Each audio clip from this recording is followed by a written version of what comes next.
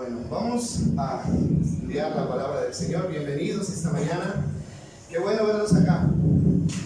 Qué bueno saber que Dios ha sido fiel, que nos sigue manteniendo a pesar de tantas luchas y tantas dificultades. Estamos estudiando acerca de la fe y hemos venido analizando uno a uno los héroes de la fe que aparece en Hebreos capítulo 11. Y cada vez me convenzo más de la necesidad que existe de que nosotros aprendamos a creerle a Dios. Porque el justo, ¿recuerdan lo que dice? Por la fe vivirá. O sea, la fe es como el aire. Para que una persona pueda vivir, debe tener aire. Igual, para que un cristiano pueda vivir, debe tener fe. Hoy no vamos a analizar la vida de un hombre que no aparece en esa lista de Hebreos 11, pero que para mí es un héroe de la fe también. Y se trata de Pedro, el apóstol Pedro. Vamos a ir a Lucas capítulo 22, versículo 31. Ahí vamos a encontrar algo que seguramente esta mañana nos va a ayudar a creerle más a Dios. Lucas capítulo 22, versículo 31. Encontramos tal vez una de los episodios más tristes y más dolorosos en la vida del apóstol Pedro. Jesús le dice a Simón: Simón, Simón, Satanás ha pedido para zarandear a cada uno de ustedes como si fueran trigo. Pero yo he rogado en oración por ti, Simón, para que tu fe no falle. De modo que cuando te arrepientas y vuelvas a mí, fortalezcas a tus hermanos. Bueno, esto hace parte de la historia de Pedro. Y el tema de hoy es la fe que salva. La fe que salva. El ejemplo es de este personaje. Y como ya lo dijimos, tal vez esta fue una de las situaciones más difíciles a la que Pedro se pudo enfrentar. Yo pienso que fue más difícil que cuando lo sacrificaron, porque a Pedro lo sacrificaron por la causa de Cristo. Podríamos decir que Pedro estuvo a punto de perder la salvación. Bueno, ustedes conocen el texto, ¿cierto? La mayoría de nosotros conocemos la historia y es lo que vamos a mirar esta mañana. ¿Se puede perder la salvación? Es una pregunta que aún a la que no se le ha dado la respuesta. Algunos dicen que sí, otros dicen que no. ¿Puedo yo perder mi salvación? Ojalá que en el transcurso de este estudio podamos tener una idea clara y una respuesta para nuestras vidas a esta pregunta. Debemos saber, primero, para poder decir si se puede perder o no la salvación, creo que es necesario saber primero quiénes son salvos y quiénes no. Ahora, esa es otra pregunta. ¿Se puede saber? ¿Yo puedo saber si otra persona es salva o no? Bueno, yo creo que sí. La Biblia tiene bases para que podamos determinarlo.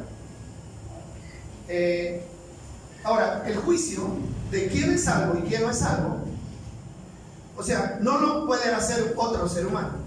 O sea, yo no puedo, bajo mi criterio personal, humano, decirle a alguien usted si es salvo o no es salvo. Pero sí puedo fundamentado en la palabra, yo puedo sacar conclusiones. La Biblia dice: por sus frutos los conocerán. Entonces, esta Biblia es la palabra de Dios la que nos tiene que dar una respuesta a esta pregunta. Tenemos que ser realistas y aceptar que no todos los que dicen que creen que son salvos son salvos. No todos. El Señor mismo dijo en Mateo 7: no todo el que me dice Señor, Señor entrará en el reino de los cielos, sino los que hacen la voluntad de mi Padre que está en los cielos. No todas las personas que asisten a las iglesias van a ser salvas, no.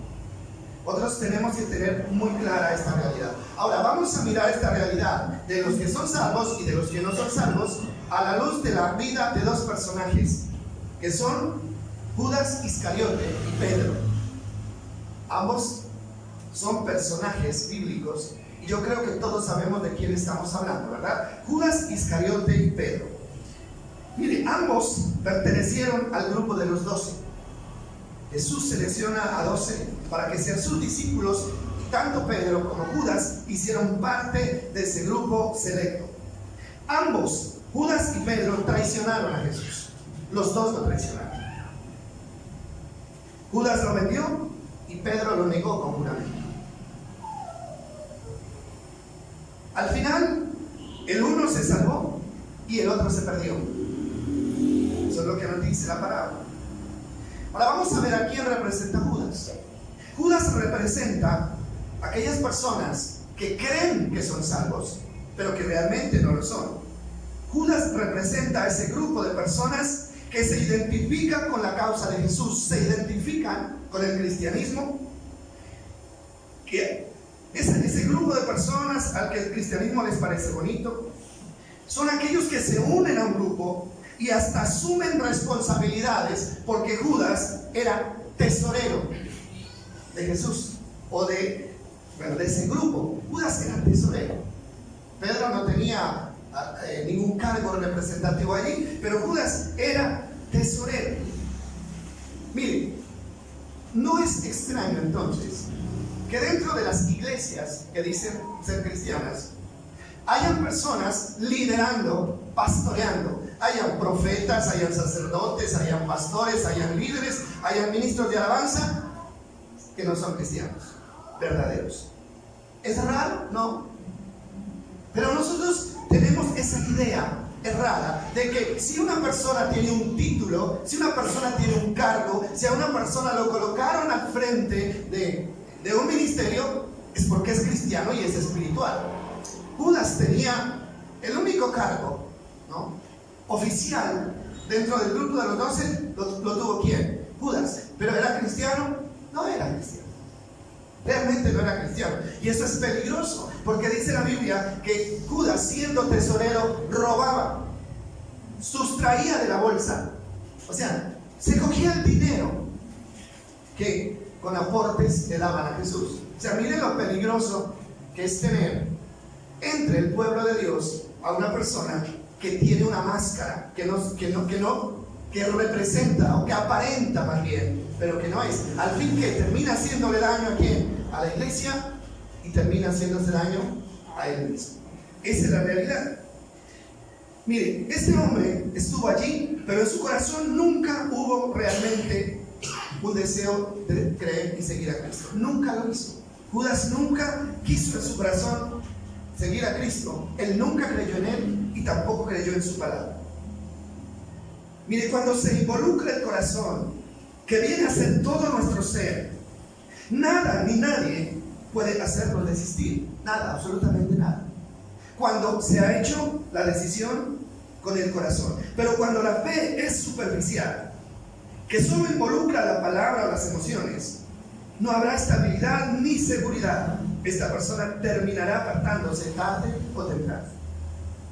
Creo que todos nosotros somos testigos, todos, en nuestra trayectoria como cristianos, y hemos visto personas llegar a las iglesias, consagrarse, ¿verdad? Aparentemente, muy consagrados, llegar a ocupar cargos altos que ni siquiera los verdaderos cristianos los ocupan. Lo hemos visto. Pero también hemos visto la triste realidad de que esas personas un día se desaparecen, se van al mundo y nunca más los volvemos a ver. ¿Qué pasó con esas personas? ¿Fueron salvos y perdieron la salvación? Yo creo que no. Para mí, esas personas jamás fueron salvas realmente. Porque todo, o sea, se puede aparentar. Todo se lo puede manejar con apariencias. Pero al fin y al cabo, hermanos, lo falso siempre va a salir a relucir. ¿Qué dice Romanos 10:9? ¿Cómo se obtiene la salvación realmente? O sea, ¿cómo debe proyectarse la fe para ser un verdadero hijo de Dios? Dice Romanos, esta es una versión moderna: si confiesas con tu boca que Jesús es el Señor y crees en tu corazón que Dios le levantó de los muertos, serás ¿qué? Salvo. ¿Qué necesitamos para ser salvos? Dos cosas: confesar con la boca, pero también creer con el corazón. ¿Qué significa corazón? Significa todo el ser. Y cuando Jesús le dice a sus discípulos: amarás al Señor tu Dios, ¿cómo? con todo tu corazón, con toda tu alma, con toda tu mente, con todo lo que eres. Eso es una verdadera entrega. Esa es una verdadera entrega. Hermano, pero cuando la entrega es solamente de palabra, cuando la entrega está simplemente impulsada por una emoción, entonces es una entrega, o sea, de la que se debe dudar. Yo siempre estoy de acuerdo con alguien, me gusta escuchar a un pastor que habla mucho de eso, del verdadero creyente, del verdadero evangelio. Y él insiste mucho en que es un engaño decir que una persona es salva porque simplemente levanta la mano, hace una oración de fe, adelante en el altar, vengan cuantos quieren hoy entregar la vida a Cristo. Entonces pueden ser 5, 10, 20, 1000, 2000, levantan la mano, salen al frente, hacen una oración y las personas en ese momento dicen: gloria a Dios, le damos la bienvenida, ya tu nombre está escrito en el libro de la vida, ya usted es salvo. No se puede hacer semejante afirmación simplemente porque alguien confesó con su boca una oración de 2 minutos. ¿Qué necesito yo? Necesito tiempo para ver si esa persona nació de nuevo, para ver si esa persona ama a Cristo de tal manera que lo va a obedecer. Y eso no se puede ver en 1 o 2 minutos. Ahora, confesar con la boca es importante, pero esa confesión tiene que hacerse desde el corazón. Cuando se ama con el corazón, es un amor que perdura, es un amor que está allí. Entonces, Pedro representa, o Judas representa ¿a quiénes? A esas personas que llegan al cristianismo pero sin haberse convertido realmente. Pedro, ¿a quién representa? Representa al verdadero creyente. Mire, no porque Pedro fuera mejor que Judas en su conducta, no. Ahí también hay otro error. Pedro no fue mejor que Judas. Si usted tendría que juzgar las dos formas como le fallaron a Jesús estos discípulos, ¿cuál cree usted que fue la peor? ¿La de Pedro o la de Judas? Judas lo vendió, Pedro lo negó. Bueno, ahí les dejo a ustedes la tarea. ¿Cuál sería la peor manera? Pero igual hubo traición de los dos. Así que en su conducta, en su comportamiento, Pedro no era mejor que Judas. Ahora, pero la pregunta que sigue es: ¿por qué Pedro se levantó y Judas no pudo levantarse? Esa es la pregunta que tenemos que hacer. Judas, la diferencia es esta: Judas nunca le creyó a Jesús, de verdad, nunca le creyó. Mientras que Pedro sí le creyó a Jesús de todo corazón. Por eso es que es tan importante la fe. Hermano, la fe determina la clase de creyentes que vamos a ser. Es mi fe la que lo determina. No podemos creer, hermano, que mi calidad de cristiano, ¿no? Será por la iglesia a la que yo asisto. Porque eso es lo que muchas personas creen, ¿verdad? Para que usted sea un buen creyente, un verdadero creyente, entonces tiene que venir a mi iglesia, tiene que venir a esta, porque en las demás usted no puede ser un verdadero creyente. Hermano, la verdadera fe, la auténtica fe, no la determina el lugar a donde nosotros vayamos, sino la clase de fe que nosotros tengamos. Es por eso que yo estoy seguro que si alguna persona decide no ir a ninguna parte, pero le cree a Dios, esa persona es salva. Esa persona es salva. Que necesitamos congregarnos. Hermano, pero el hecho de que usted esté aquí todos los domingos o todos los sábados, o que alguien, hermano, esté todos los días en una iglesia, eso no le garantiza que es salvo. Eso no le garantiza que es salvo. Entonces la fe verdadera es lo que determina la autenticidad de un verdadero cristiano.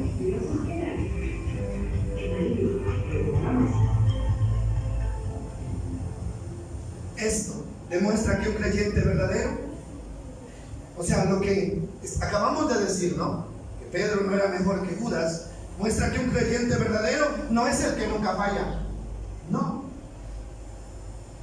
Un creyente verdadero también puede caer y también puede traicionar a Dios. Estamos de acuerdo con eso, ¿verdad? También lo puede hacer, como lo hizo Pedro.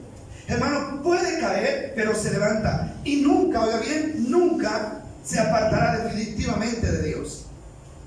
Esa persona allí va a estar intentando, aún siendo consciente de sus debilidades. Ustedes recuerdan a otro personaje que falló muchas veces, que fue David, ¿no? Sí lo recuerdan, ¿verdad? O sea, yo pienso que Pedro, a diferencia de Judas, falló en ese rato porque era salvo, porque desde un comienzo fue salvo. A diferencia de Judas, que la diferencia de porque nunca fue salvo. Sí, sería mío. Eso es verdad. Ahora, ¿pero por qué se da la salvación? La salvación, según lo que dice Pablo, es por creer. Si confesares con tu boca y creyeres en tu corazón, serás salvo. Entonces, ¿por qué Pedro fue salvo y Judas no? Sencillamente porque Judas no creyó, mientras que Pedro sí creyó. Por eso decimos que lo que determina nuestra salvación, en últimas, no es que seamos perfectos, sino que hayamos creído de verdad. Porque también existe este mal concepto en el cristianismo, ¿no? Una persona cae, una persona comete un error y ya todo el mundo lo señala y lo excluye de la gloria de Dios. Ah, no, es que cometió ese error, es que falló de esa manera, entonces esa persona ya no es hijo de Dios. Claro que es hijo de Dios, claro que puede ser salvo o es salvo. Y el hecho de que haya caído no lo saca de la salvación, siempre y cuando esa persona se arrepienta. Hablábamos de David, ¿cierto? Mire, David fue un hombre que cometió muchos errores, de verdad, demasiados errores. Pero el hombre terminó siendo conforme al corazón de Dios. A mí me encanta pensar eso. O sea, los pecados de David fueron demasiado graves. Fueron muy graves. Pero nunca dejó de ser hijo de Dios. Siempre, o sea, y la Biblia dice que David fue conforme al corazón de Dios. ¿Por qué? Porque David cometió muchos errores, pero también tuvo, ¿no?, la determinación firme de arrepentirse, y él siempre se arrepintió. Dice la palabra que 7 veces cae el justo, pero 7 veces se levanta. Y la diferencia es que el justo cae y se levanta, pero que el que es injusto cae, pero nunca se levanta. ¿Y por qué no se levanta? ¿Porque no se puede levantar? No, simplemente porque no le interesa levantarse. No le interesa. Cuando yo caigo como hijo de Dios, hermano, yo tengo o intento levantarme como hijo de Dios. ¿Por qué? Porque siento que debo seguir agradando a Dios. Siento que le debo fidelidad a Dios. Y ese sentimiento me ayuda a levantarme, aún del abismo más profundo. Yo lucho por levantarme y me levanto. Pero el que no ha tenido un compromiso serio con Dios, se levanta y ahí se queda, porque no le importa ni su vida, ni lo que Dios piense de él. Eso es lo que realmente nos ayuda a levantarnos. Entonces Pedro representa a ese cristiano que aunque cae, pero se levanta. ¿Pero por qué?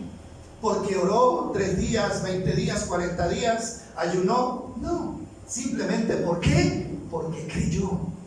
Es la fe la que determina, hermano, que nosotros vamos a seguir firmes hasta el último día de nuestra existencia.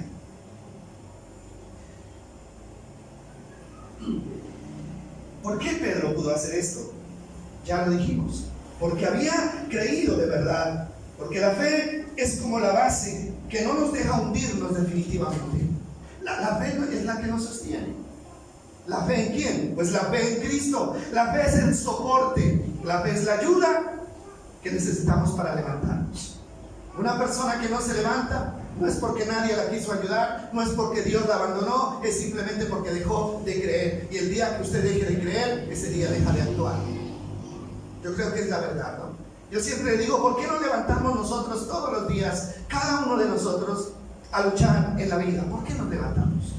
¿Por qué se levanta el estudiante y va a la universidad y va al colegio? Porque la señora se levanta a hacer sus quehaceres. ¿Por qué el empleado se levanta? Pueda o no pueda, quiera o no quiera, se levanta. ¿Sabe por qué? Porque cree. Y porque cree, actúa. Porque cree que le va a ir bien. Porque cree que va a vender. Porque cree que va a poder superar el problema. Pero el que no cree, ¿qué hace? Se queda acostado. Se queda con las manos cruzadas. Es la fe la que nos ayuda a movernos. Es la fe la que nos permite actuar. ¿Recuerdan cuando estudiamos lo de Noé? La fe verdadera es una fe que actúa. Noé creyó y actuó. Construyó un arca donde él y su familia se pudieron salvar. Mire, cuando Jesús le anuncia a Pedro que él lo va a negar, él le hace una promesa, ¿sí? Ahí está. Volvamos un momento al pasaje anterior. Quiero que miremos cuál es la promesa que Jesús le hace a Pedro cuando le anuncia que lo va a negar. Eso está en Lucas. El pasaje que estamos mirando en Lucas. Mire lo que le dice: pero yo he rogado en oración por ti, Simón, para que tu fe no falle.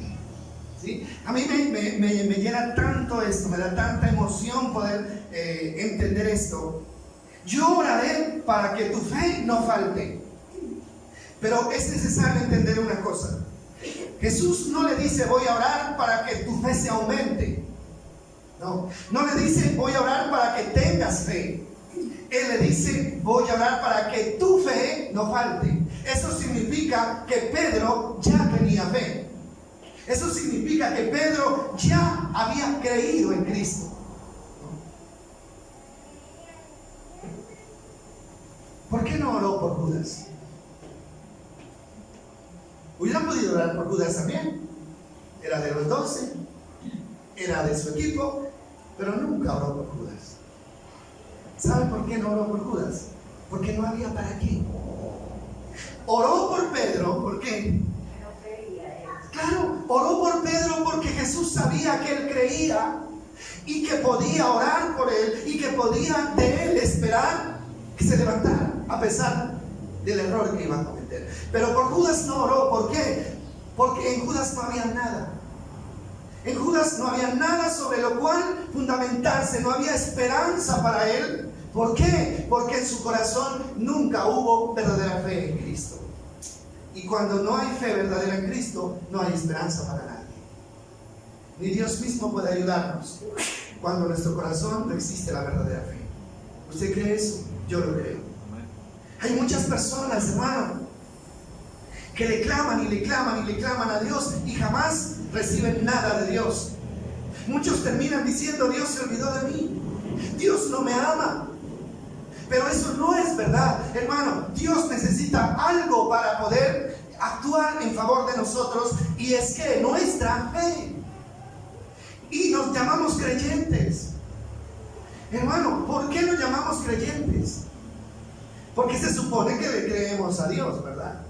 Pero hay creyentes, entre comillas, que no deberían llamarse creyentes, porque ese título queda grande.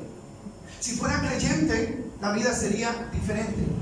Se verían otros resultados. Recuerde, si tuvieran fe como un grano de mostaza, le dirían a este monte, quítate de acá y échate al mar, y les sería hecho. Entonces hay que replantear esa realidad. ¿Somos creyentes?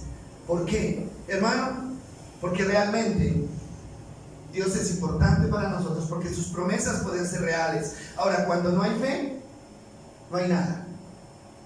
Ustedes, mire, conocen la Biblia, y Jesús le reprochó al pueblo. Mire, curiosamente, los más incrédulos son los que pertenecen al pueblo de Dios. Increíble eso, ¿verdad? Porque eso pasó con el pueblo judío. ¿Recuerdan ustedes? ¿Dónde hizo más milagros Jesús? ¿Entre los judíos o entre los que no eran judíos? Los milagros más grandes fueron entre los que no eran judíos, ¿no? ¿Recuerdan ustedes a la mujer Sirofenicia? ¿La recuerdan? Esa señora que tenía una hija endemoniada y que un día oyó de Jesús y se fue detrás de él gritando, Señor, ten compasión de mi hija que está atormentada por un demonio. Y los discípulos la callaron y la mandaron, ¿no?, a que no molestara al maestro. ¿Por qué? Porque no era del pueblo de Israel. Pero esa señora insistió tanto que sus gritos llegaron a los oídos de Jesús, y Jesús les dijo a los discípulos, déjenla, a ver qué es lo que quiere esta mujer. ¿Recuerdan ustedes de la historia, verdad? Ella viene ante el Señor, le hace la súplica y el Señor le dice: no está bien tomar el pan de los hijos y echárselo a los perros. Pero esta señora lo sorprende con una respuesta y le dice: Señor, sí, yo entiendo, pero también sé que los perros recogen las migajas que caen de la mesa de sus amos. ¿Qué estaba diciendo? Yo no me voy de aquí sin mi milagro. Yo no me voy de aquí sin la respuesta a mi necesidad. Y Jesús dice: oh mujer. Cuando en la Biblia aparece esa frase, oh, significa, o sea, es admiración. Jesús se queda tan sorprendido con la fe de esta mujer que dice: así como dices, te será hecho. Y en el instante la hija de aquella mujer fue sana. Y luego se devuelve a sus discípulos y le dice: yo ni en Israel he visto tanta fe. Oiga bien, ni en Israel he visto tanta fe. Lo mismo pasó con el centurión romano, ¿lo recuerdan ustedes? Jesús sanó a su siervo. No eran del pueblo de Israel. Y luego un día Jesús va a su tierra, a Nazaret, donde se crió. Quería bendecir a sus paisanos, quería ayudarlos, sanarlos, pero no pudo hacerlo. No pudo hacerlo, porque decían: y este no es el hijo del carpintero, es que aquí está su mamá y sus hermanos, los conocemos, ¿de dónde tiene este poder? Y dice la Biblia, y que no pudo hacer milagros allí por su incredulidad. Hermano, lo único que cierra la mano de Dios para nosotros es la incredulidad. Con el pecado no hay problema. Con el pecado no hay problema. Dios entiende que somos seres humanos. No hay problema con el pecado, porque el pecado se puede quitar y se puede limpiar con el arrepentimiento, hermano. Pero la incredulidad es peor que el pecado. ¿Sabían ustedes eso? La incredulidad es más dañina que el pecado. Yo diría, la maldición de la humanidad no es tanto el pecado, la maldición es la incredulidad. Otro ejemplo, el ejemplo del pueblo de Israel. ¿Por qué Israel no entró a la tierra prometida? ¿Lo recuerdan ustedes? Dios quería entregarle la tierra prometida. Números capítulo 13 narra la historia. Ya estaban al pie de la tierra prometida. Ya olían, ¿no?, las uvas y la miel. Estaban ahí. Pero ¿saben qué? Se encontraron con un problema.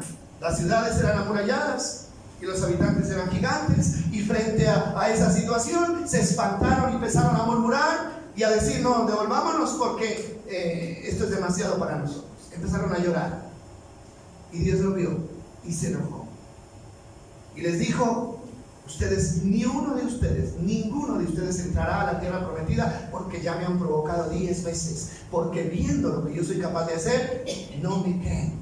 Y saben, textualmente dice que ellos quedaron tirados en el desierto por una sencilla razón: por no creerle a Dios. La maldición más grande es la falta de fe, porque la falta de fe, hermano, nos mantiene en la necesidad, aún teniendo las bendiciones en nuestras manos.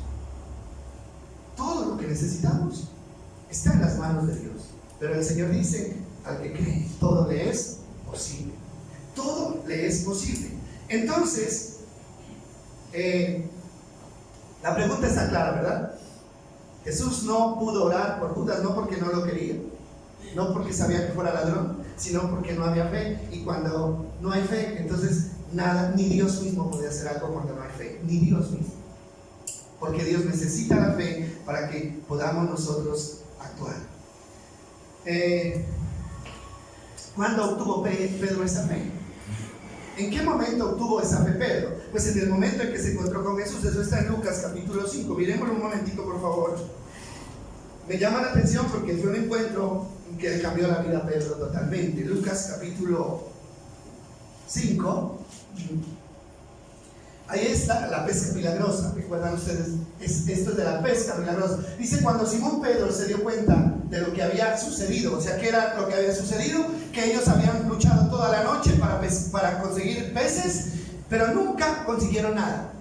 Y ya de día estaban enrollando las redes para irse a su casa con las manos vacías. Jesús le pide la barca a Pedro, ¿no? Pedro se la presta. Después que termina Jesús de predicar, entonces Jesús le dice a Pedro: vámonos un poco más adentro al mar. para que eches las redes, ¿no? Y puedas pescar. Y Pedro le dice: Señor, toda la noche hemos estado intentando y no hemos encontrado nada. Entonces Jesús le dice: mi palabra, echa la red. Pedro echa la red. Dice que encerraron tantos peces que las barcas se llenaban y parecía que sentían. Y esa es la respuesta. Cuando Simón Pedro se dio cuenta de lo que había sucedido, cayó de rodillas delante de Jesús y le dijo: Señor, por favor, aléjate de mí, soy demasiado pecador para estar cerca de ti. Hermano, ¿qué es lo que tiene que caracterizar un encuentro con Cristo?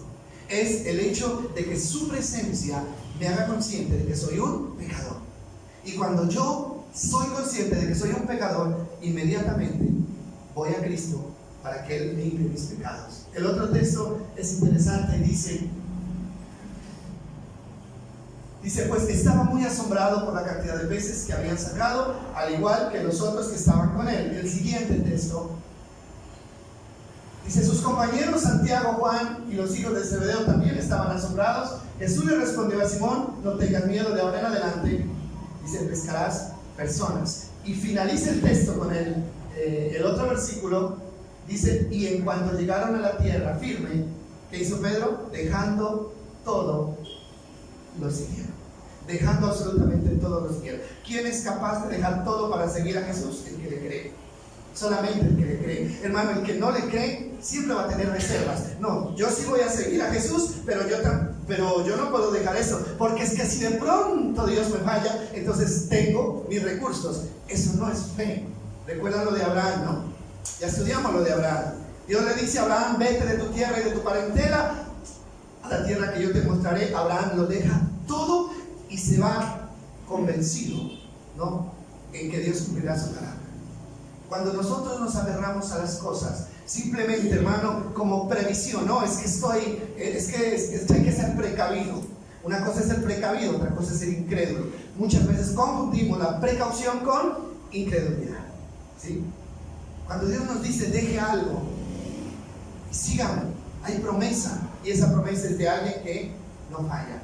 Entonces no la podemos poner en duda en ningún momento. Avancemos un poquito más.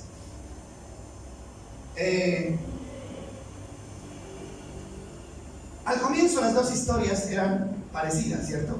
La Biblia no habla de cómo fue que Judas se encontró con Jesús, pero tuvo que haberse encontrado porque decidió seguirlo, ¿no? Entonces esta historia al comienzo son similares. Ahora, tal vez al verlos, ¿no?, nadie podía notar la diferencia entre Pedro y Judas. Estaban allí juntos, eran discípulos, todos los consideraban como los seguidores de Jesús. Nadie podía notar la diferencia, pero al final todos pudieron ver la diferencia. ¿Cuándo? Al final. Entonces, ¿cuándo se va a ver si usted y yo realmente le hemos creído a Dios? ¿Cuándo? No es ahora, es al final. ¿Y cuándo será el final? Cuando Cristo venga por su iglesia. Los que le han creído, hermanos, se irán con Él, y los que no le han creído se quedarán para perderse, definitivamente. Hay una parábola que dice que hay que dejar crecer el trigo con la cizaña, ¿verdad? Dice: no se pongan a sacar la cizaña de entre el trigo. ¿Por qué? Porque tratando de quitar la cizaña pueden también arrancar el trigo, porque la cizaña es una planta muy parecida al trigo. Dejen que el trigo y la cizaña crezcan juntamente, que un día Dios es el que va a hacer la diferencia. O sea, las personas pueden seguir asistiendo, es más, pueden seguir ejerciendo sus ministerios, porque como yo les decía, muchas veces nosotros no podemos hacer juicios, pero un día Dios sí lo hará. Y esa es la diferencia, un día Dios lo hará. Entonces, Pedro, cuando sintió que ya había fallado a Dios, ¿qué hizo Pedro? Reaccionó y fue consciente. Dice la Biblia que salió y lloró amargamente. Salió afuera y lloró amargamente. ¿Qué es eso? Arrepentimiento. Arrepentimiento. Les decía que los cristianos podemos fallarle a Dios, pero lo que no podemos hacer los cristianos es quedarnos frescos y tranquilos sabiendo que le hemos fallado a Dios. Cuando un cristiano verdadero le falla a Dios, siente dolor en su corazón y ese dolor lo empuja a buscar ¿qué? El perdón. Ese dolor lo lleva a rendirse delante de Dios y a pedir perdón. Cuando una persona no es cristiana, ¿sabe qué hace esa persona? Peca y le da lo mismo. Ofende a Dios y no se le da absolutamente nada, ¿sí? Sigue pecando, sigue haciendo lo malo y en su vida no pasa nada. ¿Sabe por qué? Porque nunca hubo compromiso verdadero con Dios. Pero el cristiano verdadero, hermano, es el que siente dolor. La palabra arrepentimiento es sentir dolor por haber fallado y hacer una promesa de cambio.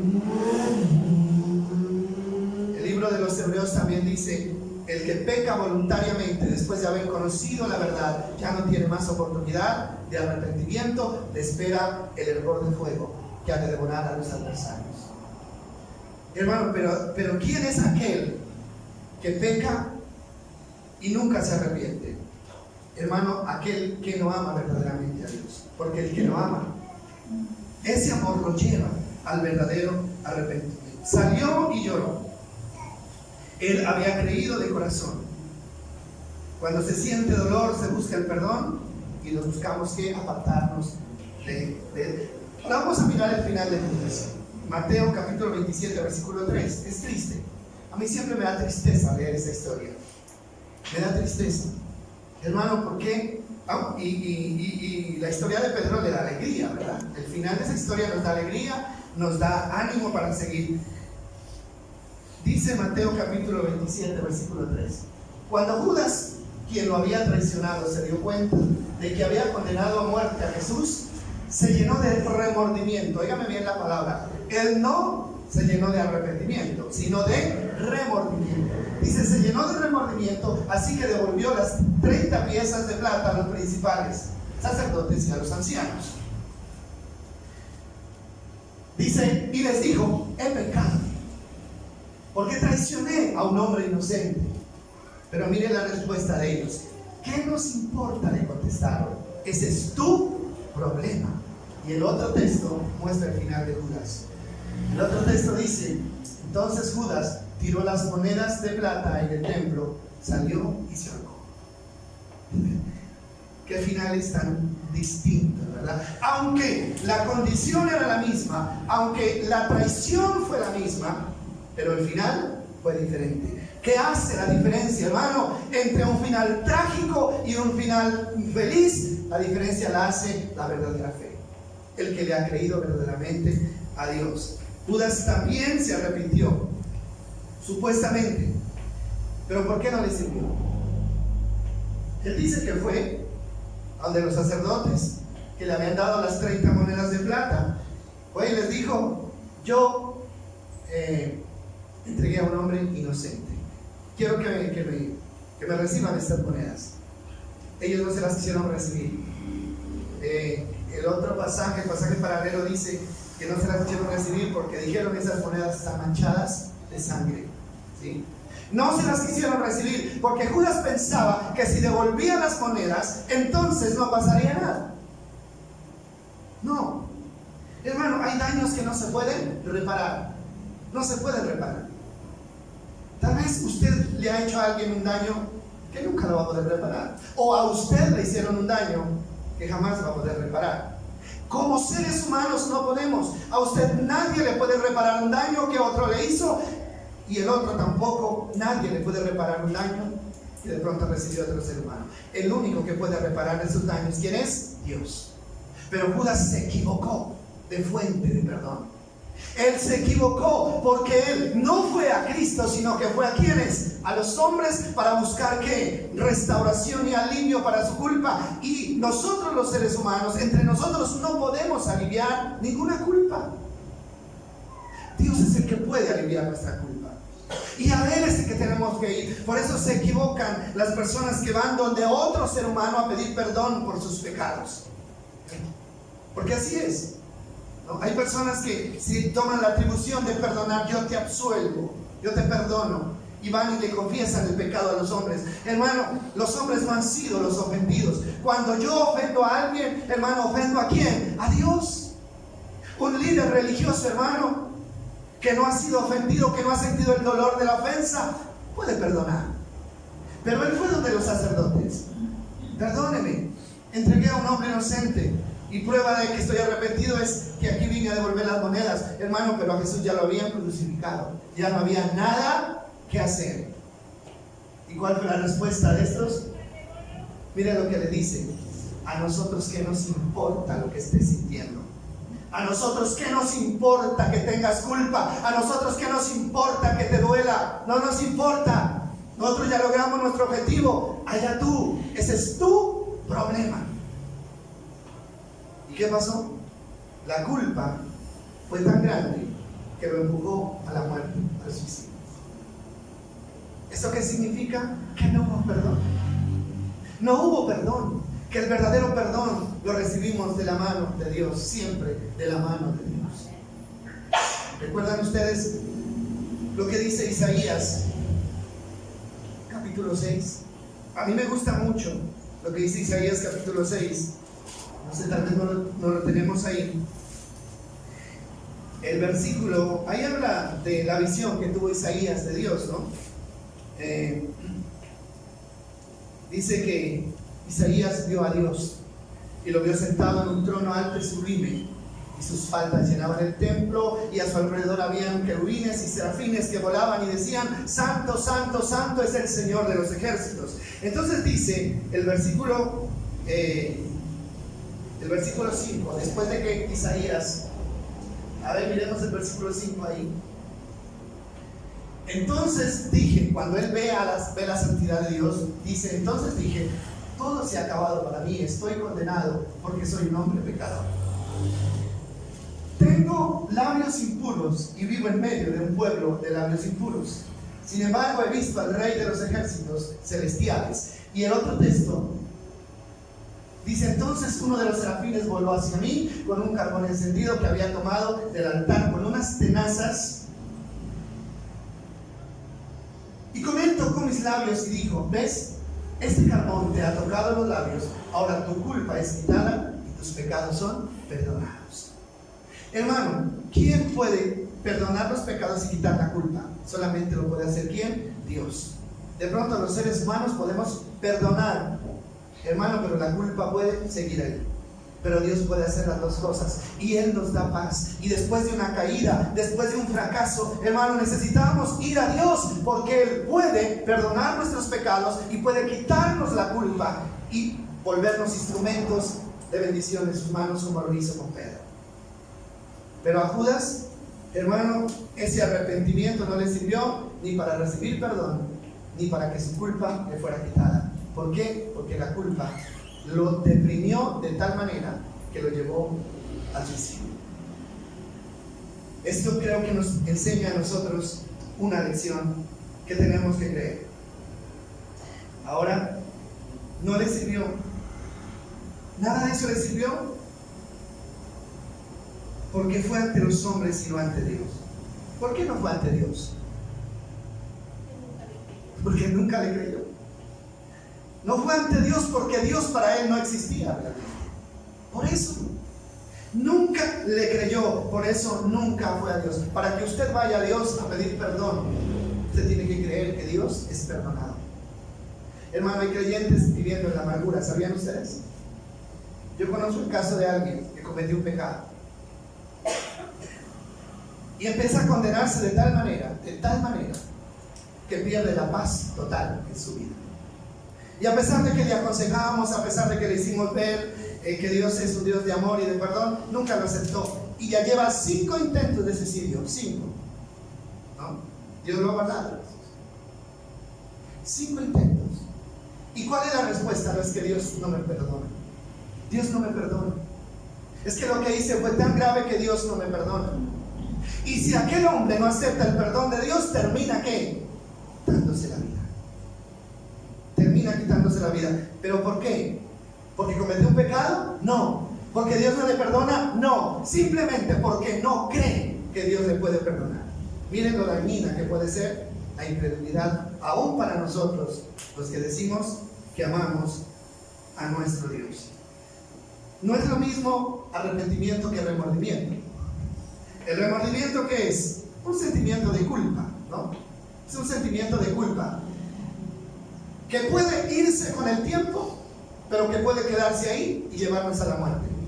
Pero el arrepentimiento, ¿qué es? Es dolor por haber ofendido a alguien que no se lo merece. Y ese dolor es el que nos lleva a pedir ¿qué? Perdón. El remordimiento nos puede llevar a la muerte, el arrepentimiento nos lleva a la vida. ¿No? Nos lleva a la... Hay mucha gente con remordimiento, pero sin arrepentimiento. Es más, el remordimiento, hermano, puede pasar y podemos volver a cometer el mismo error. Pero el arrepentimiento nos lleva, hermano, a nunca más volver a cometer el pecado. ¿Cuál fue la respuesta que obtuvo de los sacerdotes? No nos confiamos de los seres humanos, ¿no? Hermano, si usted ha ofendido a alguien, es correcto ir y pedir perdón. Pero como cuando ofendemos a alguien, lo primero que ofendemos es a Dios, ¿cierto? Y en cuanto lo hiciste a uno de estos más pequeñitos, es como si me lo hubiera hecho a mí. Es necesario pedirle perdón al ser humano, pero también pedirle perdón a Dios. Porque cuando ofendemos a nuestro prójimo, estamos ofendiendo también a nuestro Dios. Él no encontró alivio, no encontró reposo en ese intento de reparar el daño, porque no fue a donde debía ir. En cambio, Pedro, mire a Pedro, yo no sé, creo que tenemos por ahí la cita de cuando Pedro niega a Jesús. Me parece tan importante esa parte ahí. Ya lo que leímos fue el anuncio, ¿no?, de la negación, pero eso se dio y hay algo que me gustaría que miremos. No tengo anotada la cita allí. Sí, es Lucas 22:54. Miren, ya esta es la acción, ¿no? Primero fue la profecía, ahora viene la acción. Dice Lucas 22:54. Dice: lo prendieron, lo llevaron y lo condujeron a la casa del sumo sacerdote, y Pedro le seguía de lejos. Entonces, bueno, ahí está la negación, ¿no? No leamos mucho, lo encontraste. Leamos un poco más adelante, que es el texto que me interesa. Más adelante, ahí encontramos la historia de que Pedro niega delante de una sirvienta, ¿no?, que conoce a Jesús. Más adelante encontramos, dice: después de un rato alguien más lo vio y dijo: seguramente tú eres uno de ellos. Y él dijo: no, hombre, no lo soy. El otro texto dice: alrededor de una hora más tarde otra persona insistió: seguro este es uno de ellos, porque también es Galileo. Esto se dio cuando a Jesús ya le estaban juzgando y ellos estaban fuera. Dice: pero Pedro dijo: hombre, no sé de qué me hablas. Inmediatamente, mientras aún hablaba, el gallo cantó. Dice el versículo siguiente: en ese momento el Señor se volvió y miró a Pedro. De repente las palabras del Señor pasaron rápidamente por la mente de Pedro. Dice: mañana por la mañana, antes de que el gallo cante, me negarás 3 veces que me conoces. Mire usted, ¿con quién se encontró Pedro realmente? Ya no es la dureza de alguien que le dice: es tu problema. Se encuentra con la mirada amorosa de Jesús. Jesús no le hace ni un reproche, Jesús no le hace ni un reclamo. Simplemente, aún sabiendo que lo había negado, le da una mirada de amor. Y Pedro recuerda las palabras que Jesús le había dicho. Hermano, ese recuerdo de lo que Dios nos ha prometido es lo que nos tiene que fortalecer. Ese recuerdo de las promesas que el Señor nos ha hecho tienen que estar ahí en el momento más duro de nuestra vida. Y si esas palabras de Jesús resuenan en nuestra mente en el momento de la tentación, aún en el momento de la caída, nos vamos a levantar. Porque eso es Jesús. Jesús no está ahí para condenarnos, para juzgarnos. Jesús está ahí para mirarnos con ojos de amor e invitarnos ¿a qué? A levantarnos y a seguir creyéndole a Él. Y Pedro se levanta y ya saben ustedes qué pasa con Pedro, ¿verdad? se convierte en uno de los discípulos más grandes, en un predicador del Evangelio, en alguien que al final entregó su vida por Jesucristo. ¿Eso qué significa, hermano? Eso significa que fue un hombre que realmente le creyó a Dios y aseguró su salvación desde el primer momento que le creyó. Y a pesar de las fallas, a pesar de los problemas, a pesar de todo esto, siempre Pedro estuvo ¿qué? Creyéndole, y siempre se mantuvo firme hasta el final. ¿Por qué? Porque le creyó. Igual Judas, un hombre que tuvo la posibilidad de creer en Cristo, tuvo la oportunidad de creer en Cristo, pero nunca aprovechó esa oportunidad, sino que la desperdició. Tal vez estuvo allí con otros intereses. Tal vez le interesaba ¿qué? Sacar el dinero que podía robar. Hermano, nadie puede seguir a Cristo con un interés diferente al interés de llegar hasta el último día y obtener nuestra salvación. Lo demás son añadiduras, lo demás son arandelas, ¿no es cierto? Que busco a Cristo para que me sane, que para que me ayude en mi familia, que para que me ayude en la economía. Eso puede suceder, pero si no sucede no importa, porque lo más grande y lo más valioso, hermanos, es llegar hasta el final seguros de que tenemos nuestra salvación. ¿Qué nos dice esto entonces? ¿Cuál es el desafío para nosotros? Hermano, examinar nuestras vidas y analizar si le hemos creído a Él verdaderamente. Hermano, yo conozco gente en las dos condiciones. Gente, hermano, que le ha creído a Dios y que han pasado las verdes y las maduras, pero ahí están, sacando tiempo, ¿no? Haciendo hablar obstáculos, luchando contra viento y marea, pero ahí están, fieles, firmes, porque le han creído al Señor. Pero también conozco a otros, hermanos, que al primer obstáculo se van, ¿sí? Se van echándole la culpa ¿a quién? A los demás.